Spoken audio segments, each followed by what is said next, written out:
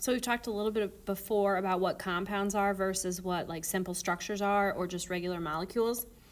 But we're going to practice today with using models to figure out what is a compound versus what is called an elementary substance or a simple substance. So a substance can be made of one chemical element or multiple chemical elements.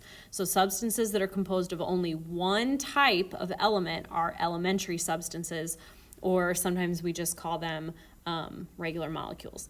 Substances that are composed of multiple chemical elements bonded together are compounds. So remember that a compound would be something like H2O, water, because you have hydrogen bonded with water. So you have two different elements bonded together. Okay, so a compound is two or more elements bonded together. So a simple substance or an elementary substance, that's when it's all one type of element.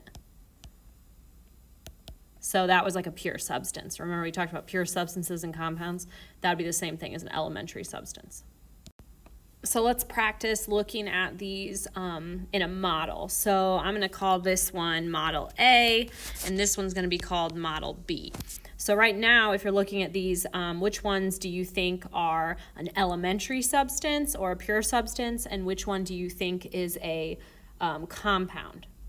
So image A or Model A, this is actually showing you an elementary or pure substance, because it only has this one element, zinc. So even though there's tons of them, right, there's lots of atoms all bonded together, they're all zinc. So that is a pure substance or an elementary substance. Now let's look at Model B. So in Model B, this is telling you that you have carbon and you have hydrogen. So that means you have two or more elements bonded together. So this would be considered a compound because you have two or more elements bonded together. Okay, so let's look at this one. What do we think? So right off the bat, you probably noticed that there are two different elements in this model, or in this structure. So hopefully you figured out that this is a compound, because it has two or more bonded together. This is also called an extended structure, because if you notice, it's repeating. So like you have these that are the same as here, and as here, and as here, and they all bond together and they repeat over and over, forming this like crystalline structure. So this is called an extended structure, and it is a compound. All right, let's try these. We're going to decide if they are pure substances or compounds. So remember, pure substances is the same thing as an elementary substance.